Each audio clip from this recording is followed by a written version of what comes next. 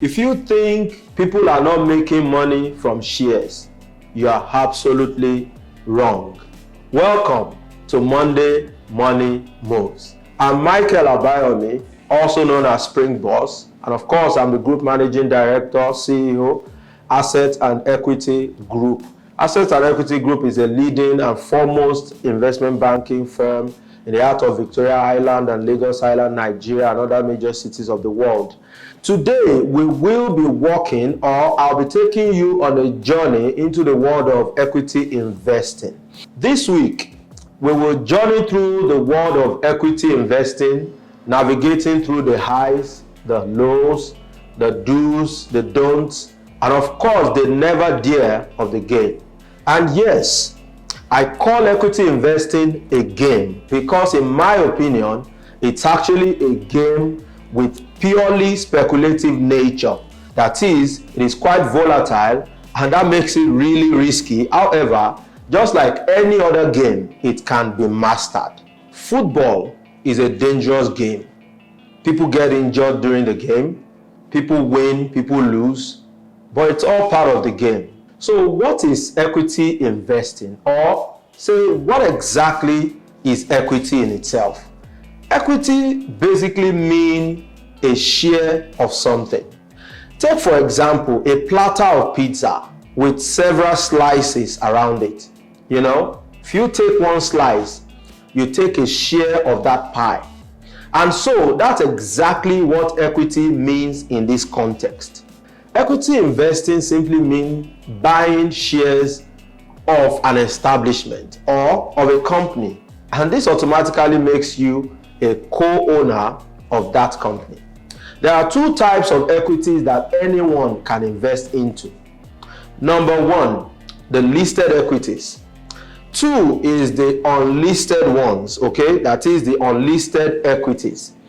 And I explain, the listed equities are equities of companies that are on a standardized exchange. That is, companies that are listed or quoted on a standardized exchange platform. So unlisted equities are otherwise called private equities. That is, equities of companies that are not publicly quoted. That is, they are not on any standardized exchange, like what we call the Nigerian Stock Exchange, currently known as the NGX. Okay, if a company is not on an exchange, the share of that company is called a private equity. So if you buy into such company, you buy it privately with your own private capital. And this brings us to investment decision making. How do we even decide what type of investment to make?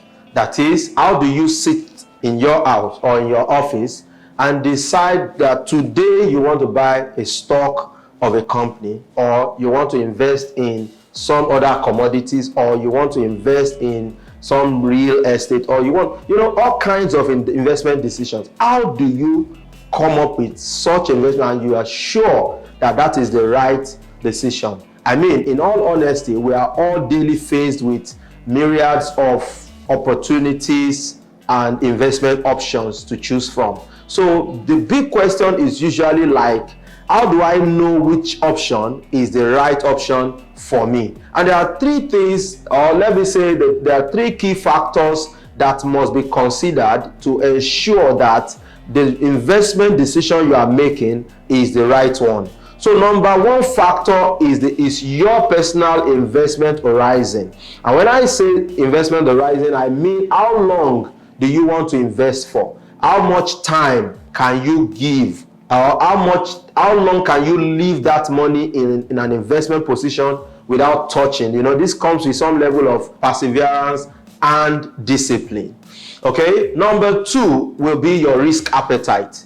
How much risk are you willing to take? That is, are you a risk averse person, or are you a risk seeker, or are you a risk neutral kind of person? Do you have appetite to take risk? Are you fearful when making decisions? Okay, like I always say, every decision is a financial decision. If you are fearful, you shouldn't go near some kind of investment, because if you are afraid, it may affect your health in a way, and then you don't want to make money and then you spend the whole of it taking care of yourself. You want to enjoy yourself with whatever return you make from an investment. And you see, the risk appetite that you possess will determine the kind of risk. For instance, if you are someone with a very huge risk appetite, you can be advised to more or less do some investments into crypto. Even betting, outright betting, gambling can be part of your portfolio as long as you are not putting a significant portion of your asset into it. Okay? Another third one is your personal need. You have to consider your personal need. If you are going to school next year and you need to pay tuition, you don't put your tuition into an investment that will last for 10 years when you need your funds next year. Okay, so it depends. You have to consider all these options, all these criteria before you can say, okay, is this investment option or is this investment channel the best for me? Of course, there are so many other factors that can be considered when making decision, but then let's save that for later. Having touched on questions around where to invest, choosing the right investment and so on, we then need to look at the question of when to invest. When is actually the best time to invest? Baron Rothschild, an 18th century British nobleman and member of the Rothschild banking family, said, and I quote, "The time to buy is when there is blood in the street." Okay, Rothschild made a fortune buying, in the panic that followed the Battle of Waterloo against Napoleon. But does this mean you must wait for a war to happen before you invest? Hell no. We must develop capacity to have the ability to execute investment rationality. Knowing the right time to invest depends on 3 functional pillars. And I repeat, knowing the right time to invest depends on 3 functional pillars.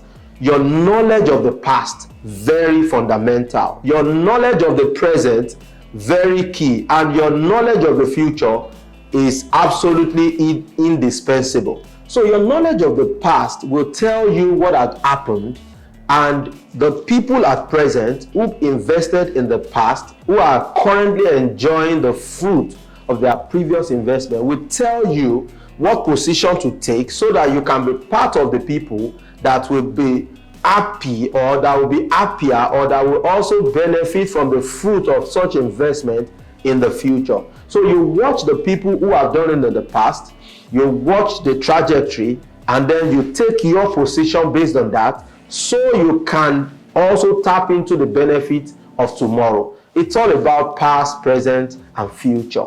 And this is mostly applicable to all types of investments, ranging from traditional to classical to then alternative investment. All kinds of investments can benefit from this concept of past, present, and future. The reason why you will buy certain shares today is because you have seen prices of that grow from yesterday, and you have seen people who bought in the past make money out of it. For emphasis, the reason why you are investing today is simply because you have a perceived expectation of a price increase tomorrow, which most likely come in the form of capital gains. Okay, so it's all about past performance to the present situation and a link to future expectations.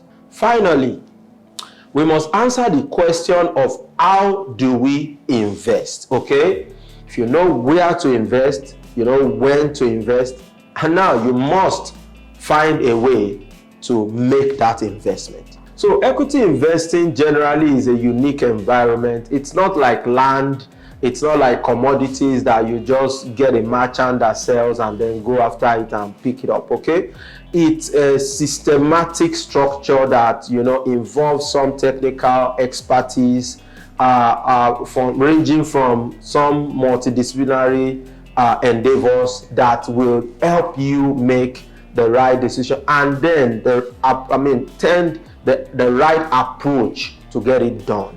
After you must have decided if you will invest in the private equity space or in the public equity, as well as choosing where to invest, okay, you then need an investment banking institution that can adequately support you on this journey into equity investing. So whether you choose the private equity route or the public equity ones, you need a solid investment banking support on this your investment journey, okay, because it requires some technical expertise that will make it happen and happen well for you.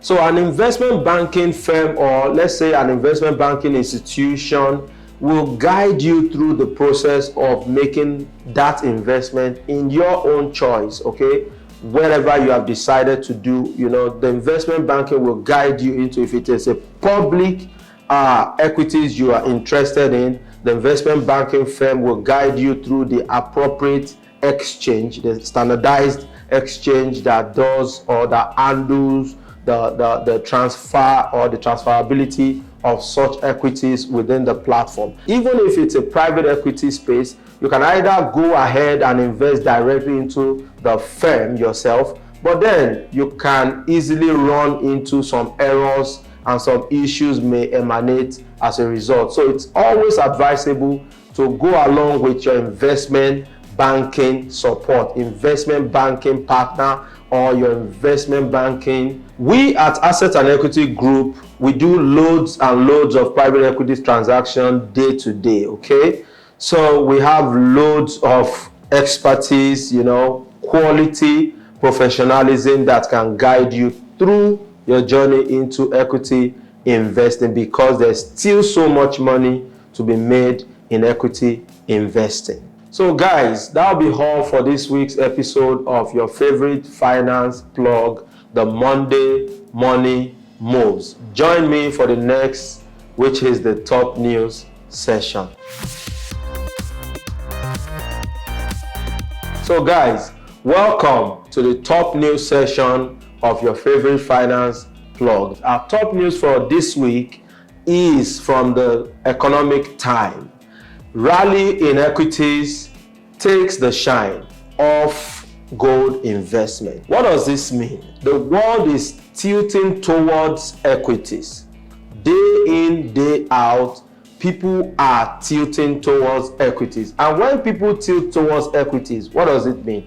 It means people are economically favoring the DPIs, the DPAs. What do I mean by DPIs, DPAs? The directly productive investments, the directly productive activities. Because when you buy shares of a company, it means that company is the underlying asset that owns the share, or that the share points to. Okay, so without the company, you can't have the share.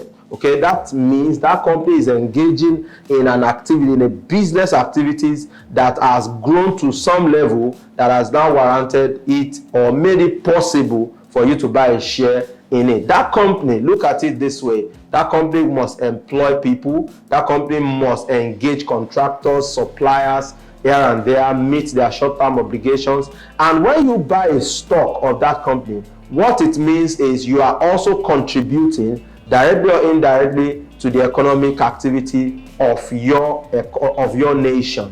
No matter how small, no matter how big you do, it's all participation in the economic growth of your location or your geolocation or even your environment, as the case may be. So guys, that will be all for the top news session of this week's episode of your favorite finance plug, the Monday Money Move. Next is quote of the week.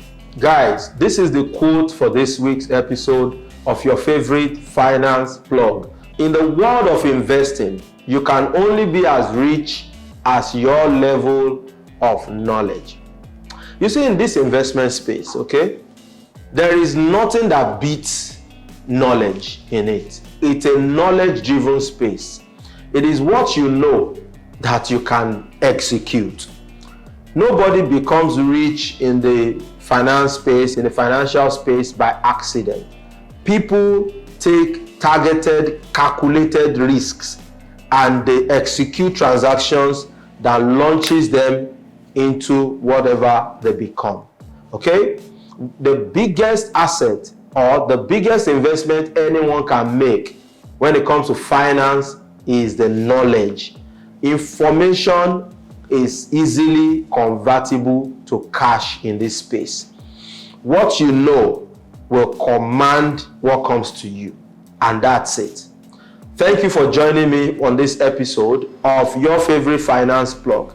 Next week promises to be highly informative. Thank you.